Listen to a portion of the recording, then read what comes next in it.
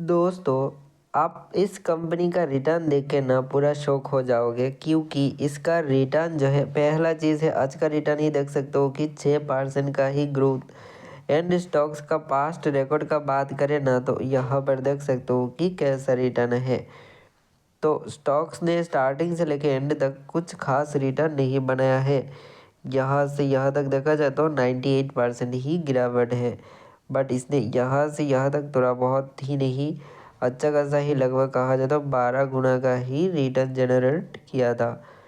Then इसका 5 साल का रिटर्न में भी देखा जाए ना, तो यहाँ से यहाँ तक का गिरावट देख सकते हो कि कैसा है। तो ऑलमोस्ट कहा जाए तो 50% का ही रिटर्न है दोस्त, इंडो विंड एनर्जी का स्टॉक्स में। देन यहाँ पर भी कहा जाए तो 200 करोड़ का ही मार्केट साइज है इस पर्टिकुलर स्टॉक्स में, ठीक है। तो फिलहाल आज के लिए इतना ही।